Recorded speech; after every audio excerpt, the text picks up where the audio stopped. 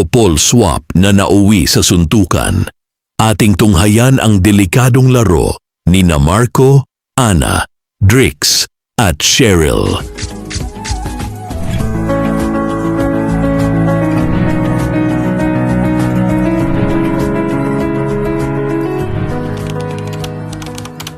Sa panahon ngayon, mas madali nang makakilala ng mga tao sa pamamagitan ng social media at iba't ibang online communities.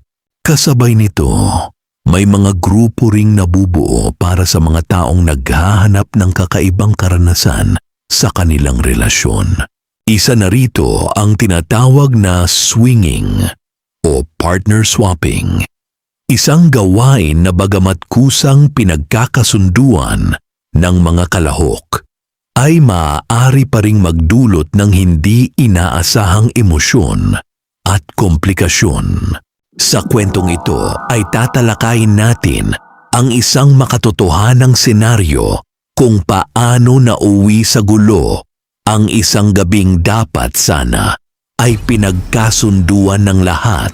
Ang layunin ng kwentong ito ay magbigay ng kaalaman tungkol sa mga posibleng panganib ng mga relasyong walang malinaw na hangganan at komunikasyon. Bago tayo magsimula, ay paalala lamang na ang kwentong ito ay ginawa para sa educational, documentary at discussion purposes lamang. Hindi ito naglalayong manghikayat o mag-promote ng anumang uri ng gawain. Ang mga pangalan, lugar at pangyayari ay bunga lamang ng imahinasyon ng may akda. Kung mahilig kayo sa mga kwentong may aral tungkol sa relasyon, social issues at mga pangyayaring pinag-uusapan sa kasalukuyan, huwag kalimutang mag-like, mag-subscribe at pindutin ang notification bell para hindi mahuli sa ating mga susunod na uploads. At ngayon, simulan na natin ang kwento ng couple swap na nauwi sa bugbugan. Sina Marco at Ana ay 5 taon nang magkasintahan.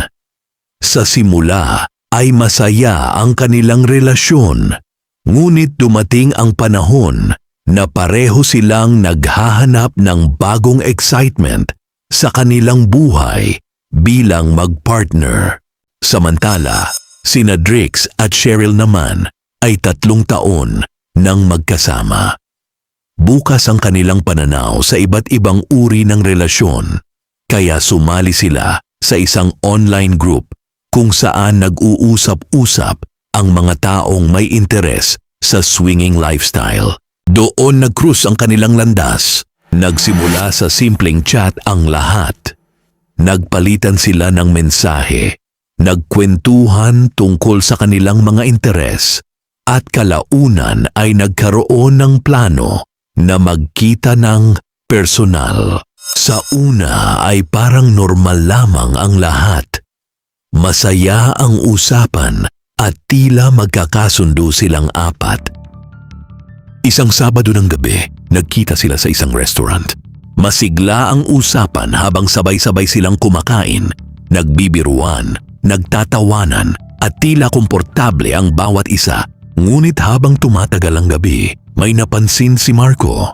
Napakalapit ni Ana at Drix sa isa't isa. Bagamat alam naman niya ang layunin ng kanilang pagkikita, ay may kakaibang pakiramdam na bumabalot sa kanya. Sa bawat tawanan ni Ana at Drix ay tila may kung anong kumikirot sa kanyang dibdib na pinilit niyang huwag pansinin.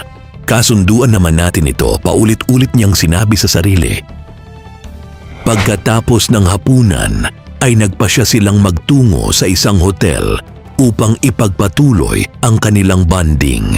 Habang nasa sasakyan ay tahimik na si Marco. Napansin yun ni Ana. Mukhang hindi ka okay? Tanong niya. Wala lang, sagot ni Marco. Ngunit sa totoo lang, nagsisimula na siyang magduda sa sarili niyang desisyon. Napagtanto niyang iba pala ang pakiramdam kapag nasa harap na niya ang sitwasyon. Madaling pag-usapan ang mga bagay online. Iba kapag realidad na. Ngunit dahil naroon na silang lahat, at ayaw niyang mapahiya, itinuloy pa rin niya ang plano. Isa itong desisyong kalaunan ay kanyang pagsisisihan. Pagdating sa hotel room, ay lalong naging komportable sina Drix at Ana sa isa't isa. Habang tumatagal naman ay lalong tumitindi ang selos ni Marco. Napansin ni Drix ang kakaibang ekspresyon nito. "Bro, okay ka lang ba?" tanong niya. Ngunit hindi agad sumagot si Marco. Makalipas ang ilang minuto ay hindi na niya napigilan ang kanyang emosyon. "Ayaw ko na yata nito," bigla niyang sabi. Nagkatinginan ng tatlo. Nagulat sina Ana, Drix at Cheryl. Pakiramdam nila ay huli na ang lahat para umatras. Nagsimula ang mainitang pagtatalo. Habang tumatagal ang argumento, ay lalong umiinit ang ulo ng dalawang lalaki. Sinisi ni Marco si Drix. Samantala, ipinagtanggol naman ni Drix ang sarili. "Kasunduan natin ito mula pa sa umpisa," sigaw ni Drix. Ngunit hindi na nakikinig si Marco. Dahil sa tindi ng emosyon ay nagkaharapan ng dalawa. Nagsimula sa tulakan. Sumunod ang sigawan at ilang segundo lamang ang lumipas ay nauwi na ito sa suntukan. Nagulat sina Ana at Cheryl. Hindi nila inaasahan na hahantong sa ganoong eksena ang lahat. Nagkagulo sa loob ng silid. May mga nahulog na gamit, may mga nabasag na bagay, at lalong lumala ang sitwasyon habang sinusubukan ng dalawang babae na awatin ang dalawang lalaking nawalan na ng kontrol sa kanilang galit.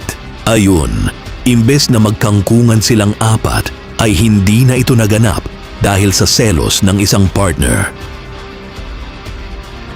Makalipas ang ilang minuto ay napagod din ang dalawang lalaki.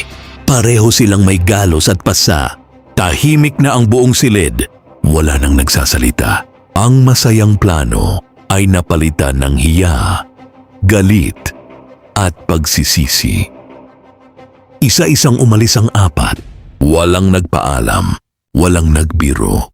At higit sa lahat ay wala nang gustong balikan ang nangyari noong gabing iyon. Ang kwentong ito ay nagpapakita kung paano maaaring humantong sa problema ang mga desisyong ginagawa nang hindi sapat ang paghahanda, komunikasyon at pag-unawa sa sariling emosyon. Sa anumang uri ng relasyon, mahalagang tandaan na hindi sapat ang pagsang-ayon lamang. Kailangan din ng tiwala, respeto, malinaw na hangganan, at kakayahang magsabi ng hindi kapag may nararamdamang pag-aalinlangan.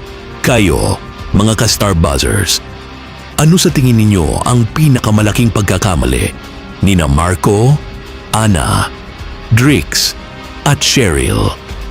Si Marco ba na hindi naging tapat sa kanyang nararamdaman? O dapat ba silang umatras noong una pa lamang nilang napansing may tensyon na?